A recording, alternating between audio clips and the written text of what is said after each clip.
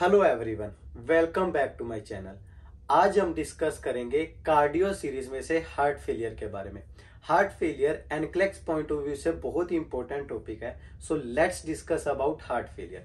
Heart failure एक pumping problem है जिसमें हमारी वेंट्रिकल्स प्रॉपरली पंप नहीं कर पाती। अब हार्ट फेलियर को दो कैटेगरीज में डिवाइड किया जाता है, left side heart failure, right side heart failure. एक एनक्लेक्स स्टूडेंट को दोनों ही तरह के हार्ट फेलियर के बारे में पता होना चाहिए, क्योंकि एनक्लेक्स आपको लेफ्ट साइड हार्ट फेलियर पर भी क्वेश्चन पूछता है और राइट साइड हार्ट फेलियर पर भी क्वेश्चन पूछता है। But before starting heart failure पहले मैं कंफ्यूजन दूर कर दूं, क्योंकि most of the students confuse होते हैं हार्ट फेलियर में, कार्डियक अरेस्ट में और मायोकार्डियल इन्फाक्शन में। सबसे पहले जो मायोकार्डियल इन्फाक्शन है वो ब्लड वेसल्स की प्रॉब्लम है। फॉर एग्जांपल मेरी कोरोनरी आर्टरी में कोलेस्ट्रॉल की फॉर्मेशन हो गई, जिसकी वजह से मेरे हार्ट को प्रॉपरली ब्लड नहीं मिला और हार्ट की सेल्स की नेक्रोसिस होनी शुरू होगी, जिसको हम हार्ट अटैक भी बोलते हैं। सेकेंड वन जो कार्डियक अरेस्ट है, that is a electrical problem. मेरे एसए नोड ने प्रॉपरली करंट पास आउट नहीं किया, मेरी एट्रियम्स को, एवी नोड ने करंट पास आउट नहीं किया, मेरी वेंट्रिकल्स को आगे, तो कार्डियक अरेस्ट एक इलेक्ट्रिकल प्रॉब्लम है। जो हार्ट फेलियर है that is a pumping problem. हमारी वेंट्रिकल्स प्रॉपरली पंप नहीं कर पाती।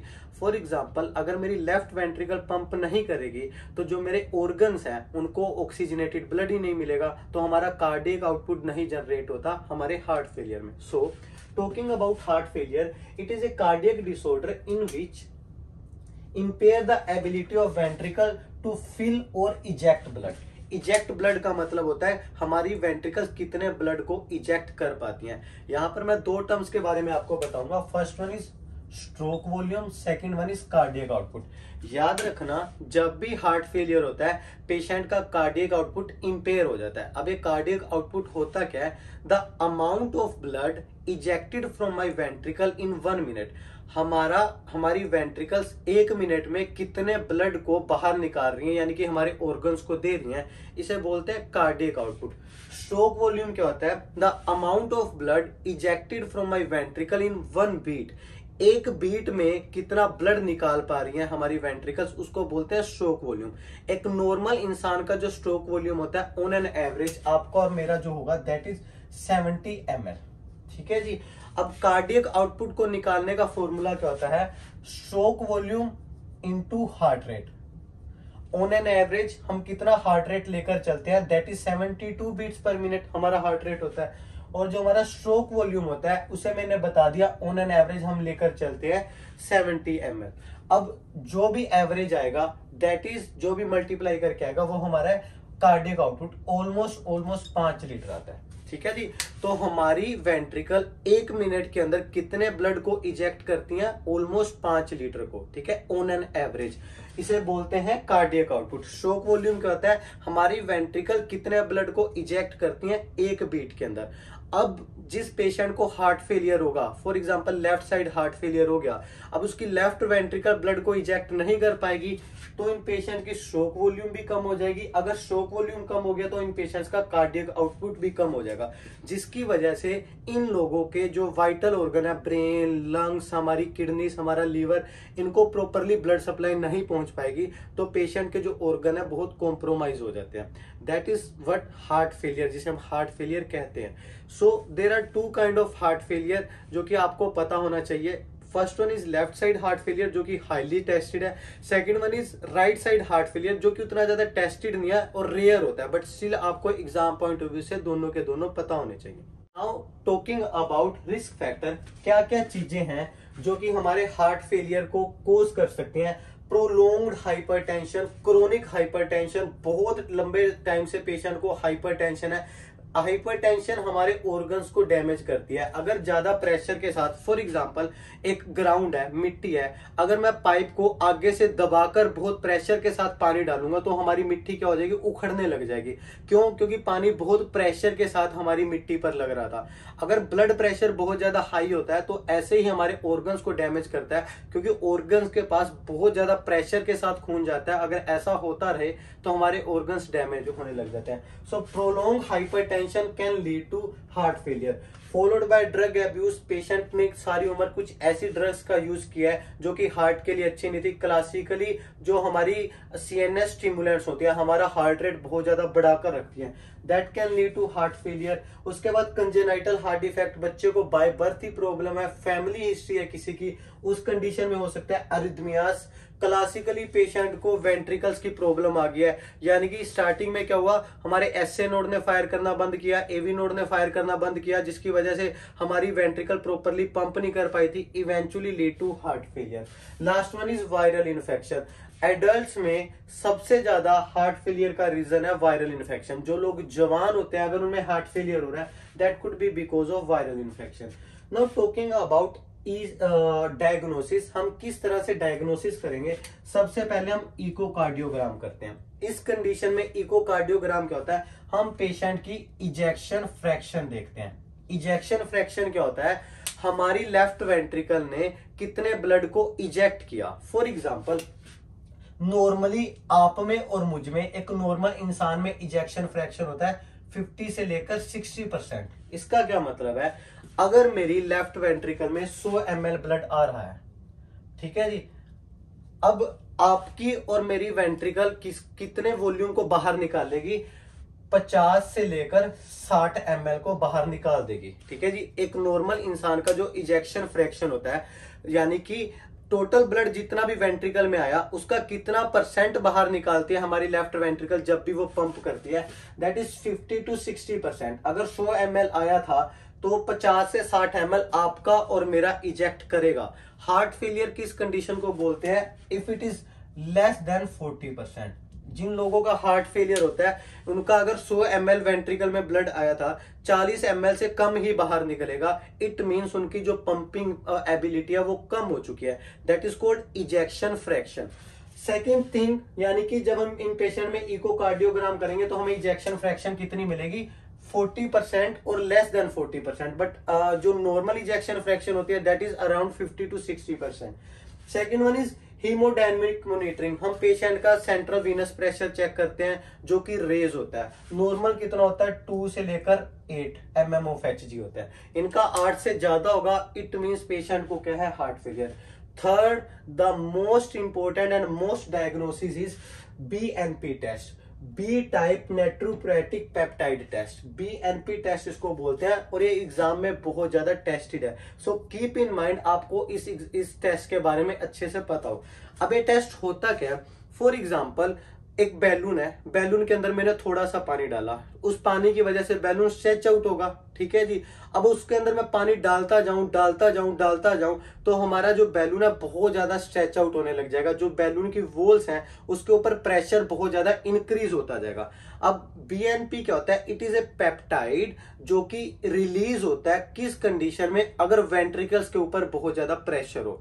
अब वेंट्रिकल्स प्रॉपरली पंप नहीं कर पा रही, अगर उसमें फ्लूइड भरता जाएगा, उसकी वॉल्स के ऊपर प्रेशर पड़ता जाएगा, उस कंडीशन में वो एक पेप्टाइड को रिलीज करती हैं जिसको हम बोलते हैं BNP।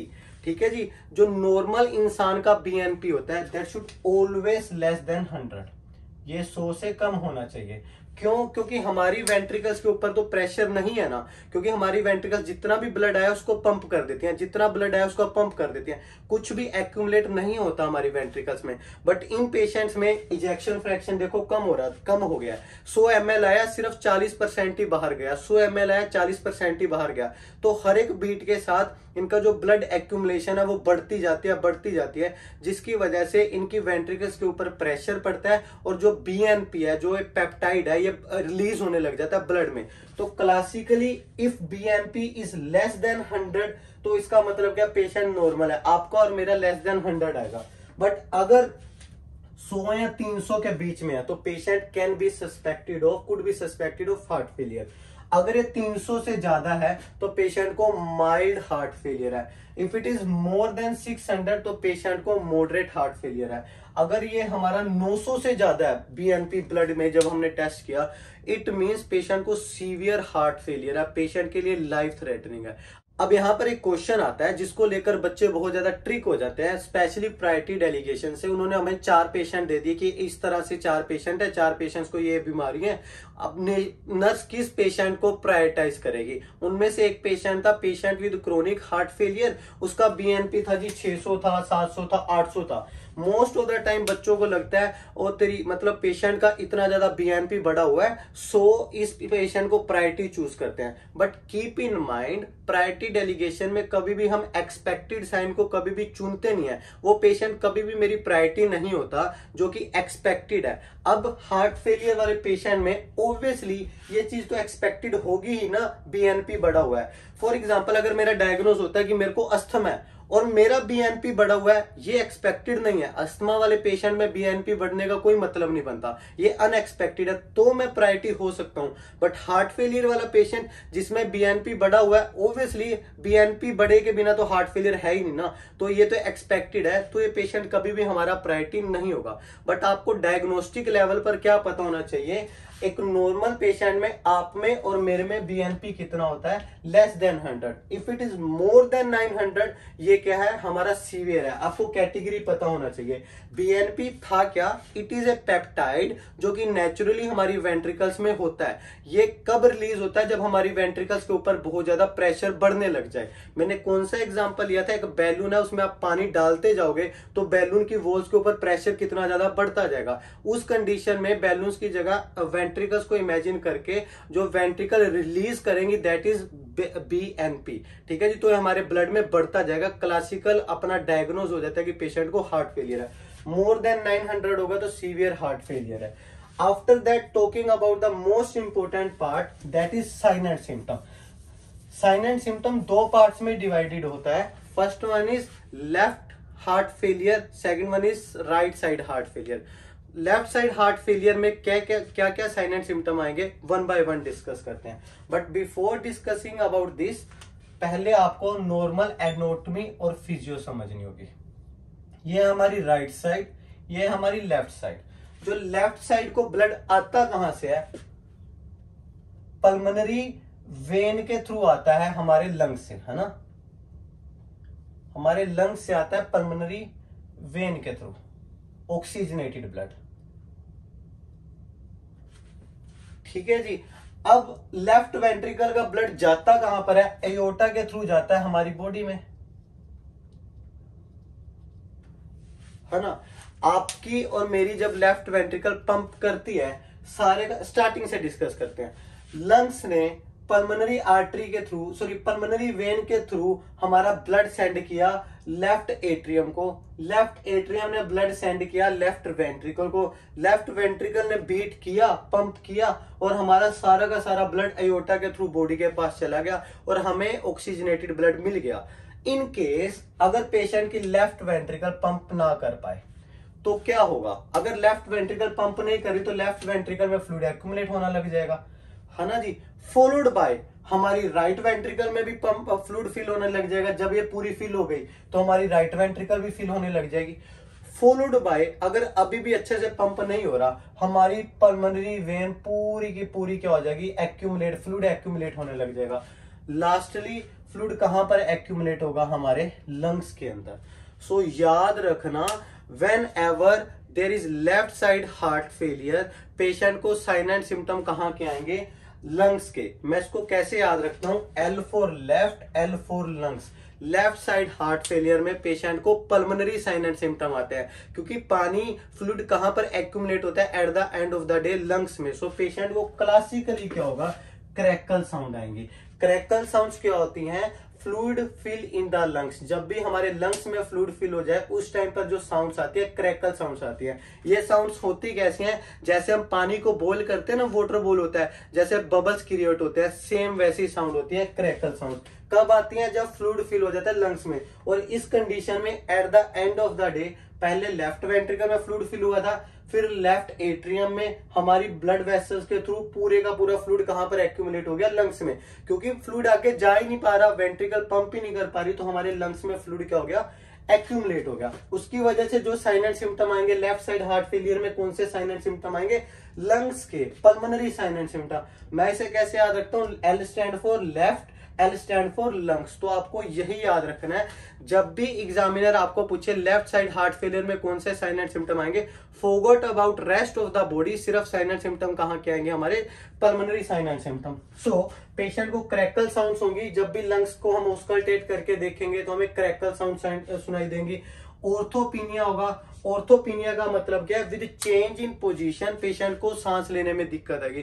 क्लासिकली ये पेशेंट जब भी लेटते हैं इनको सांस लेने में दिक्कत आती है, क्योंकि इनकी लंग्स में फ्लूइड फिल हो चुका है, तो जब ये लेटेंगे तो इनको सांस लेने में दिक्कत होगी, लंग्स एक्सपैंड और रिलैक्स नहीं कर पाएंगे।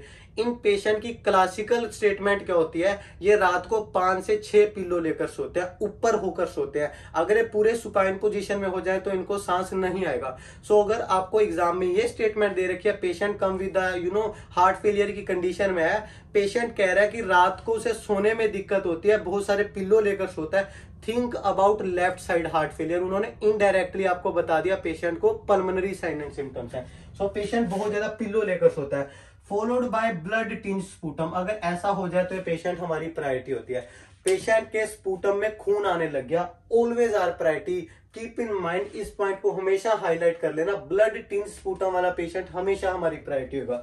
पेशेंट का वेट गेन होगा जी, वेट गेन क्यों होगा, 2 to 3 LB पर डे, क्योंकि पेशेंट को एडीमा हो रहा है। But keep in mind, generalise oedema नहीं हो रहा, पेशेंट को कौन सा एडीमा हो रहा है, पल्मोनरी एडीमा। इस चीज को याद रखना, पेशेंट का वेट गेन होने लग जाएगा। फॉलोड बाय पेशेंट को नॉक्टर्नल डिज्निया, इसका मतलब क्या, रात को सांस लेने में प्रॉब्लम आएगी, क्योंकि रात को पेशेंट लेट जाता है ना, इसलिए पेशेंट का ब्लड प्रेशर ड्रॉप होगा, पेशेंट का हार्ट रेट इंक्रीज होगा, क्योंकि सारे का सारा खून तो यहाँ पर एक्यूमुलेट हो गया, ब्लड वेसल्स में खून ही नहीं है, लंग्स में एक्यूमुलेट है, तो ब्लड प्रेशर डिक्रीज होगा। हार्ट रेट क्यों इंक्रीज होगा, क्योंकि बेचारा हार्ट फेल हो चुका है, कार्डियक आउटपुट जनरेट नहीं कर पा रहा, पंपिंग है नहीं, तो कंपेंसेट करने के लिए अपना हार्ट रेट इंक्रीज करने की कोशिश करता, बट इससे होता कुछ नहीं है। So these are the classical sign. Left side heart failure में सारे साइन कहां के आए, पल्मोनरी एडीमा के। Forgot about rest of the body, rest of the body के साइन एंड सिम्टम आएंगे right side of the heart failure में। और दूसरी चीज आपको क्या पता होनी चाहिए, अगर कभी आपको एग्जाम में पूछ लिया जाए first sign of heart failure, that is S3 gallop. S3 sound is the first sign of heart failure. अगर आपको बहुत सारे हार्ट फेलियर के साइन पूछे हुए लेफ्ट साइड हार्ट फेलियर के, तो आपने सारे बता देने। अगर आपको सिंगल एक साइन पूछा गया, फिर आपको ये नहीं बताने S3 साउंड जनरेट होती है हार्ट फेलियर में। That is all about left side heart failure. Now talking about right side heart failure. अब राइट साइड हार्ट फेलियर में क्या होगा, पहले हम नॉर्मल एनाटॉमी और फिजियो डिस्कस करते हैं राइट साइड की। अब जो मेरी राइट साइड है, ये राइट साइड है, ये लेफ्ट साइड है। राइट साइड में ब्लड आता कहां से है, हमारी सारे का सारा डीऑक्सीजनेटेड ब्लड आता है। सुपीरियर वीना कावा है ना, इंफीरियर वीना कावा, ये क्या करती हैं, हमारी बॉडी से, सारी बॉडी से डीऑक्सीजनेटेड ब्लड कलेक्ट करती हैं और आकर इनमें डाल देती हैं, सुपीरियर और इंफीरियर वीना कावा। फॉलोड बाय, ये ब्लड हमारा जाता है जी, डीऑक्सीजनेटेड ब्लड लंग्स के पास जाता है, लंग्स इसको क्या कर देते हैं, ऑक्सीजनेट कर देते हैं और लेफ्ट साइड में सेंड कर देते हैं। Keep in mind, left side heart failure can lead to right side heart failure. Usually right side heart failure नहीं होता, बट अगर left side heart failure untreated रह जाए तो पेशेंट को राइट साइड हार्ट फेलियर हो जाता है।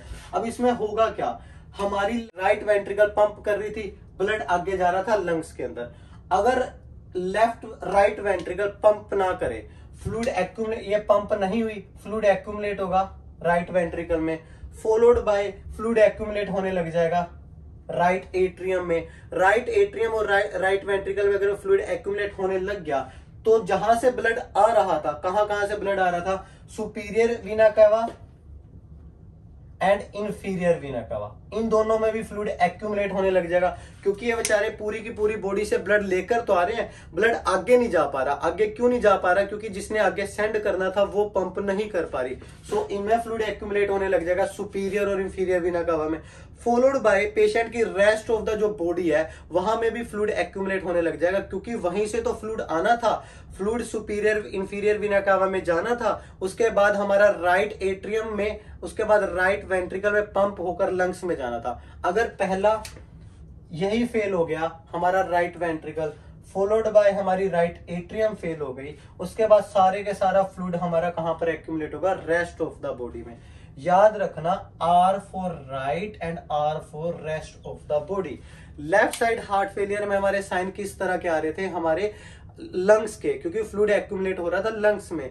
राइट साइड हार्ट फेलियर में साइन एंड सिम्टम कहां पर आएंगे, रेस्ट ऑफ द बॉडी में, क्योंकि फ्लूइड कहां पर एक्यूमुलेट होगा, रेस्ट ऑफ द बॉडी में, क्योंकि फ्लूइड वहीं से आ रहा था, अब फ्लूइड आगे जाना बंद हो गया तो पीछे वाला फ्लूइड वहीं पर ही रुक जाएगा, तो पेशेंट को रेस्ट ऑफ द बॉडी के साइन एंड सिम्टम आएंगे। स्वेलिंग होगी पेशेंट को इन हैंड्स, क्योंकि hand is a part of हमारी कहां का पार्ट है, बॉडी का।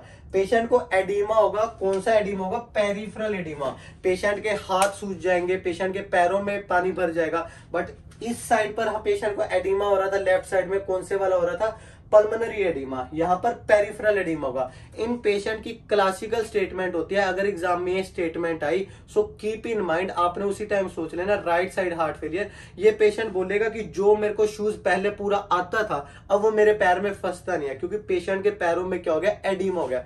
थिंक अबाउट पेशेंट क्या कह रहा है, राइट साइड हार्ट फेलियर की बात हो रही है। वहां पर पेशेंट का जुगुलर वेन डिस्टेंशन होगी, पेशेंट की जो नेक की वेन्स है ये भी बहुत ज्यादा डिस्टेंडेड हो जाएगी, क्योंकि यहां पर भी फ्लूइड एक्यूमुलेट होने लग जाएगा।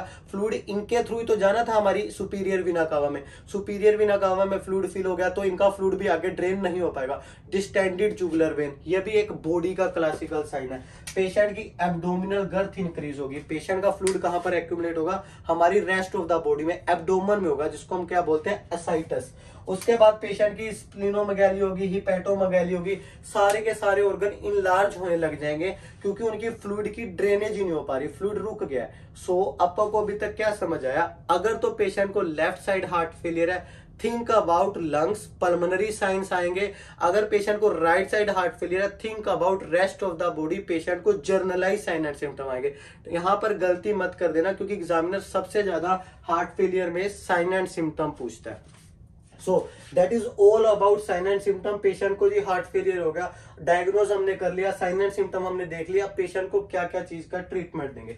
फर्स्ट लाइन ऑफ ट्रीटमेंट जब भी पेशेंट को हार्ट फेलियर होगा, दैट इज डायरेटिक्स। डायरेटिक्स में भी कौन सी डायरेटिक देते हैं हम, फ्रूसेमाइड, लूप डायरेटिक देते हैं। ये क्या करती है, सारे के सारे फ्लूइड को बॉडी से यूरिन के थ्रू बाहर निकाल देती है। So first line of treatment would be frusemide, that is a drug of choice. जब भी पेशेंट को मेडिकेशन देनी है, पेशेंट को कहना है कि स्लो पोजीशन चेंज करनी है, क्योंकि पेशेंट को ऑर्थोस्टैटिक हाइपोटेंशन हो सकता है। Plus this medication is contraindicated at night time.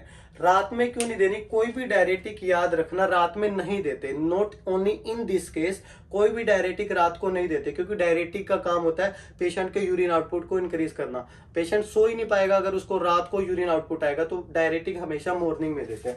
Secondly इस केस में एक और हमारी प्रायोरिटी होती है, दैट इज एनर्जी कंजर्वेशन। इस चीज पर स्टार लगा लेना। पेशेंट की बॉडी में ऑलरेडी पंप नहीं हो रहा हार्ट, अगर पेशेंट सारी रात दौड़ता रहेगा, पेशेंट भागता रहेगा, तो उसकी बॉडी में ऑक्सीजन की डिमांड इंक्रीज हो जाएगी, और वो जो कॉम्प्रोमाइज हार्ट है, जो डिसीज हार्ट है, उस ऑक्सीजन डिमांड को पूरा नहीं कर पाएगा। So in this patient energy conservation is our priority. हम पेशेंट के चारों तरफ जो उसका डेली यूज का सामान होता है उसके चारों तरफ रख देते हैं, ताकि पेशेंट को ज्यादा दौड़ना ना पड़े। सो पेशेंट की एनर्जी कंजर्वेशन भी हमारी प्रायोरिटी है। But keep in mind, frusemide can not given with digoxin. Digoxin के साथ हम फ्रूसेमाइड नहीं दे सकते, क्यों, बिकॉज फ्रूसेमाइड हमारी बॉडी से पोटेशियम को भी एक्सक्रीट आउट करती है। सो अगर पेशेंट को डाइजोक्सिन देनी है और पेशेंट की बॉडी में पोटेशियम कम हुआ, digoxin can lead to toxicity. So specially with digoxin, अगर आपको उसने कॉम्बिनेशन दे रखा है, पेशेंट विद हार्ट फेलियर, उसको डाइजोक्सिन मेडिकेशन जानी है, उसको कौन सी डायरेटिक देंगे, फ्रूसेमाइड नहीं देंगे। उस कंडीशन में हम क्या देते हैं, potassium sparing diuretic. Potassium sparing diuretic का मतलब कहता है वो सारे के सारे फ्लूइड को तो बाहर निकालेगी, बट पोटेशियम को बाहर नहीं निकालेगी। क्यों, क्योंकि अभी मैं आपको थोड़ी देर बाद पढ़ाऊंगा, अगर पेशेंट डाइजोक्सिन ले रहा है और पेशेंट का पोटेशियम लेवल कम हो जाए, सो पेशेंट को क्लासिकली क्या हो जाता है, डाइजोक्सिन टॉक्सिसिटी के चांसेस है। So with digoxin we can not give frusemide. हमें क्या देनी है, लूप डायरेटिक नहीं देनी, हमें देनी है स्पाइरेनोलैक्टोन, जो कि पोटेशियम स्पेरिंग डायरेटिक है। Next medication is ACE inhibitor. ACE inhibitor क्या होती है, it decrease our blood pressure, plus ये हमारी बॉडी से सोडियम को एक्सक्रीट आउट करने में हेल्प करती है। एस इनहिबिटर का काम क्या है, ये ब्लड प्रेशर को कम करती है। It has no relationship on heart, इसका हार्ट बीट पर कोई वो नहीं है, इफेक्ट नहीं है। ये ब्लड प्रेशर कम करेगी, फॉलोड बाय, इसको कैसे याद रखना है, जिस भी मेडिकेशन के पीछे प्रिल लगा होगा, एनाप्रिल, कैप्टोप्रिल, जिसके पीछे भी प्रिल लगा होगा, that is ACE inhibitor. First thing you should no कि ये प्रेगनेंसी में नहीं दे सकते। सेकेंडली, ये कभी भी खाने के साथ नहीं देते हैं medication. The best time to give this medication is either empty stomach या फिर 1 आवर बिफोर और 2 आवर आफ्टर फूड। ये बेस्ट टाइम है, कभी भी खाने के साथ नहीं देखते। उसके बाद आपको साइड इफेक्ट पता होना चाहिए, कफ होती है, इसका साइड इफेक्ट। अगर आपको इसके बारे में डिटेल में पढ़ना है, मैं लिंक में डाल दूंगा मेरी कार्डियक मेडिकेशंस वाली वीडियो, जिसमें मैंने डिटेल में बता रखा है ये मेडिकेशन कैसे काम करती है। इसका साइड इफेक्ट होता है cough and angioedema, that is a medical emergency. आपको पता होना चाहिए एंजियोएडिमा क्या होता है। इस मेडिकेशन के साथ पेशेंट की जो टंग होती है एक्सेसिवली स्वेल हो जाती है और पेशेंट को इमीडिएटली सांस आना बंद हो जाता है। Classical sign of angioedema is muffle voice, patient से बोला नहीं जाएगा, ड्रूलिंग होगी पेशेंट को और पेशेंट को सांस लेने में प्रॉब्लम होगी। मेडिकल इमरजेंसी है, यू शुड नो। आपको मेरी वो कार्डियक मेडिकेशन वाली वीडियो डिटेल में देखनी चाहिए if you want to know about pril, क्योंकि pril is a highly tested medication. After that this medication can be given with grapefruit juice. अब मैं ऐसा क्यों बोल रहा हूं, because there are only few medication जो कि एनक्लेक्स में ग्रेपफ्रूट जूस के साथ दे सकते हैं, क्योंकि grapefruit juice most of the medication के एब्जॉर्प्शन नहीं होने देता। क्वेश्चन कभी ये नहीं आता कि कौन कौन सी मेडिकेशन नहीं दे सकते, बिकॉज 99% मेडिकेशन हम नहीं दे सकते। क्वेश्चन हमेशा ये पूछा जाता है कि कौन सी मेडिकेशन ग्रेपफ्रूट जूस के साथ दे सकते हैं। ACE inhibitor is one of them, Pril is one of them. अगर पेशेंट आपको एग्जाम में कह रहा है, स्टेटमेंट में कह रहा है कि वो प्रिल ले रहा है, वो ग्रेपफ्रूट जूस के साथ ले सकता है, yes he can take. So now talking about the most important medication, that is digoxin. First thing जो कि आपको डायजोक्सिन के साथ पता होनी चाहिए, that it only affect heart rate, it has no effect on blood pressure. So अगर patient का ब्लड प्रेशर 100/60 है, क्या मैं मेडिकेशन दे सकता हूँ? Yes, we can give this medication, क्योंकि ब्लड प्रेशर को ना ही कम करती है ना ही ज्यादा करती है। It has affect on heart rate. Followed by, इसका मैकेनिज्म ऑफ एक्शन क्या होता है, it is positive inotropic and negative chromotropic drug. अब ये क्या होता है, जब भी वर्ड आइनो की बात होगी, think about force of contraction. एक पॉजिटिव आइनोट्रोपिक ड्रग कौन सी होती है, जो कि हार्ट के फोर्स ऑफ कॉन्ट्रैक्शन को इंक्रीज करती है। अभी देखना अच्छे से, नॉर्मल फोर्स ऑफ कॉन्ट्रैक्शन क्या थी, इस तरह से मेरा हार्ट बीट कर रहा है, बट अगर मैंने नेगेटिव क्रोनोट्रोपिक ड्रग दे दी, वो कैसे बीट करेगा, हार्ट रेट उतना ही है, बट जिस जोर के साथ वेंट्रिकल बीट कर रही है उसे बोलते हैं force of contraction. Positive inotropic drug क्या करेगी, बहुत जोर के साथ पंप को इंक्रीज कर देगी। Heart failure was a pumping problem. Heart failure क्या थी, एक पंपिंग प्रॉब्लम थी, जिसमें हमारी वेंट्रिकल पंप नहीं कर पा रही थी। जैसे ही मैंने पेशेंट को डायजोक्सिन दी, it has positive inotropic effect. इसने हार्ट की पंपिंग एबिलिटी को क्या कर दिया, इंक्रीज कर दिया। अब हार्ट प्रॉपरली पंप कर पा रहा है। Followed by negative chromotropic effect. Negative chromotropic effect क्या होता है, chromo means time, time means heart rate. It decrease heart rate, ये हार्ट रेट को कम करती है बट उसके पंप को इंक्रीज कर देती है। फॉर एग्जांपल, हार्ट फेलियर वाला पेशेंट में हमने क्या पढ़ा था, इंक्रीज हार्ट रेट, बट इस इंक्रीज हार्ट रेट का कोई फायदा नहीं था क्योंकि पंप नहीं था। हार्ट फेलियर वाला पेशेंट का हार्ट क्या करता है, सिर्फ इस तरह से जल्दी जल्दी जल्दी पंप करता है, ठीक है जी, बीट करता है बट पंप नहीं कर पाता, ठीक है। हमने पेशेंट को दी डायजोक्सिन। डायजोक्सिन हैज नेगेटिव क्रोमोट्रोपिक इफेक्ट, मतलब जो पेशेंट का हार्ट जल्दी जल्दी ऐसे कर रहा था, पंप कर रहा था, उसको पहले तो आराम से किया, followed by positive inotropic effect. अब उसके पंप को भी अच्छा किया। अगर पंप अच्छा होगा, लेफ्ट वेंट्रिकल अच्छे से बीट कर पाएगी, तो हमारा कार्डियक आउटपुट जनरेट होगा। जो फ्लूइड एक्यूमुलेट हो रहा था प्रॉपरली बीट ना होने की वजह से, अब वो क्या होने लग जाएगा, फिर से हमारा हार्ट पंप करेगा, पेशेंट का स्ट्रोक वॉल्यूम इंक्रीज होगा, पेशेंट का कार्डियक आउटपुट इंक्रीज होगा। But this medication is highly tested. वो क्यों टेस्टेड, अभी मैं बताता हूँ। क्योंकि ये हमारे हार्ट रेट को क्या करती है, कम करती है, ठीक है जी। अब जब भी हार्ट रेट कम होगा, पेशेंट को एजुकेट करना है, before taking this medication you have to take pulse for full 60 second. पूरे 1 मिनट के लिए पेशेंट को पल्स लेनी है। If pulse is less than 60, अगर पल्स 60 से कम है तो पेशेंट उस दिन वो मेडिकेशन नहीं लेगा। क्यों? क्योंकि अगर पेशेंट की पहले ही पल्स 58 है, इस मेडिकेशन का काम क्या, और हार्ट रेट को कम कर देना, ये तो पेशेंट के हार्ट रेट को 40 पर ले जाएगी। We can not give this medication. अगर पल्स 60 या 60 से ज्यादा है तो ही पेशेंट ये मेडिकेशन ले सकता है। First thing we have to educate, full 60 second के लिए पेशेंट ने अपनी बीट और लेनी है, पल्स चेक करनी है, followed by the very important, ये इतनी टेस्टेड क्यों है, because of narrow therapeutic range. इसकी जो थेरापेटिक रेंज होती है दैट इज 0.6 to 2। अगर ये 0.6 से कम हो गई पेशेंट में असर नहीं करेगी, अगर ये 2 से ज्यादा होगी सीवियरली पेशेंट को टॉक्सिसिटी के साइन एंड सिम्टम आएंगे। Always remember this word with digoxin. आप एग्जाम में नहीं जा सकते इस लाइन को बिना अच्छे से याद किए। सो इसकी जो टॉक्सिसिटी रेंज होती है, इसकी थेरापेटिक रेंज हमेशा 2 से कम है। मोर देन 2 ये टॉक्सिसिटी कोज करेगी पेशेंट में। सो अगर हमें एग्जाम में क्वेश्चन है, पेशेंट इज हैविंग डाइजोक्सिन, नर्स ने उसका ब्लड टेस्ट लिया, हमें पता चला जी पेशेंट की थेरापेटिक रेंज आई है जी 2.3।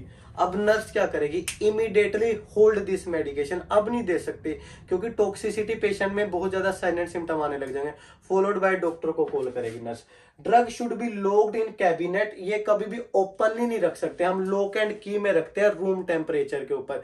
क्यों? क्योंकि ये एक बहुत ज्यादा टॉक्सिक ड्रग है, अगर किसी बच्चे ने ले ली तो साइलेंट सिम्टम वर्स हो सकते हैं। So it should always keep in lock cabinet. कभी भी हम पिल डिस्पेंसर बॉक्स में नहीं रखते, जिसमें हम नॉर्मल दवाइयां रखते हैं उसमें नहीं रखते, बट कहां पर रखनी है, रूम टेम्परेचर पर। नेवर स्किप और डबल डोज। कभी भी पेशेंट को एजुकेट करना है, स्किप नहीं करनी डोज अपनी मर्जी से, अनटिल और अनलेस पल्स ना 60 से कम हो। पेशेंट को एजुकेट करना है कि स्किप डोज को स्किप नहीं करना। फॉलोड बाय डबल डोज भी नहीं लेनी, क्योंकि पेशेंट ने अगर डबल डोज ले ली तो हमारी ये वाली रेंज ज्यादा हो सकती है और पेशेंट को क्या हो सकता है, टॉक्सिसिटी के साइन एंड सिम्टम हो सकते हैं। अब यहाँ पर एक सिनेरियो आता है, पेशेंट वाज टेकिंग, पेशेंट ने डाइजोक्सिन ली, पेशेंट ने आधे घंटे के बाद वोमिट आउट कर दी, डाइजोक्सिन बाहर आ गई, तो हम क्या करेंगे, नर्स उसको दोबारा से डोज देगी या नहीं देगी? Never ever, nurse can not administer further dose, it will count as double dose. Nurse ने जो उस दिन की डोज थी वो दे दी है, वो वोमिटिंग से बाहर आ गई है, डजेंट मैटर, अब पेशेंट को हम दोबारा से डोज नहीं दे सकते। उसके बाद बेस्ट टाइम क्या है इस ड्रग को लेने का, always keep in mind empty stomach, जिस तरह से एसी इनहिबिटर थे, या फिर 1 hour बिफोर और 2 hour after the food. Never mix with food, कभी भी खाने के साथ नहीं देते, एब्जॉर्प्शन नहीं होती इस मेडिकेशन के।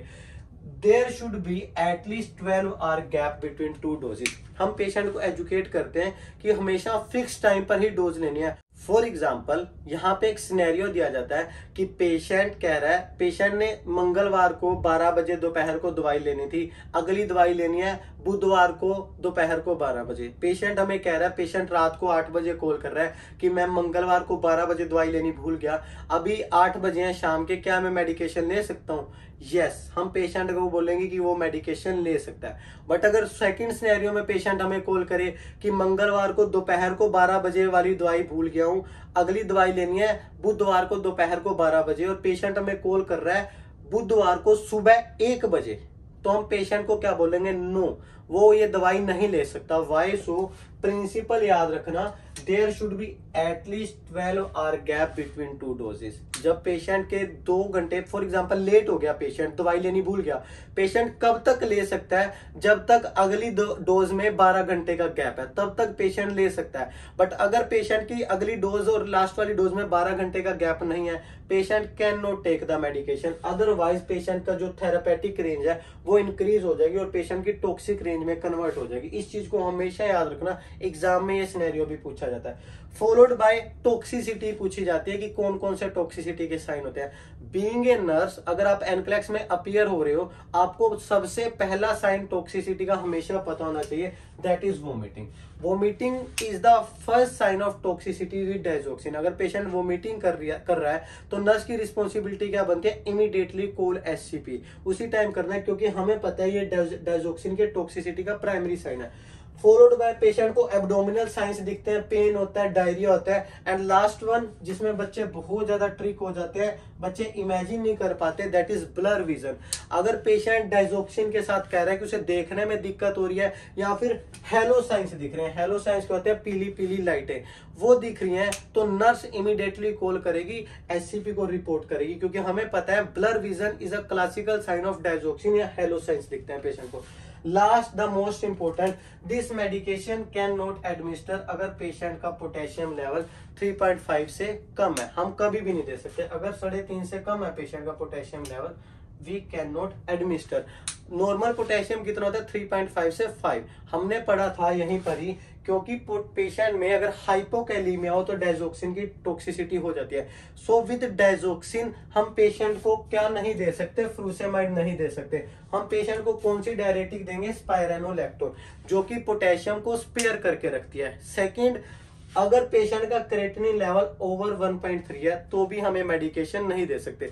हमने हमेशा पेशेंट के RFT renal function test check करने हैं, क्योंकि अगर पेशेंट की किडनीज प्रॉपरली काम नहीं कर पा रही तो इस ड्रग को एक्सक्रीट आउट कौन करेगा बॉडी से। So if creatinine level is over 1.3 we can not administer this medication. That is all about heart failure. Hope आपको मेरा ये लेक्चर समझ आएगा। This lecture is very important for exam point of view. मैं इसके बाद अपनी कार्डियक मेडिकेशन वाला लिंक डाल दूंगा, आप उस वीडियो को भी अच्छे से देख ले। मेक श्योर अगर आपको मेरे लेक्चर पसंद आते हैं to like share and subscribe with दो स्टूडेंट जो भी एनक्लेक्स की प्रिपरेशन कर रहे हैं। मैं आपके लिए ऐसी वीडियोस लाता रहूंगा। Thank you.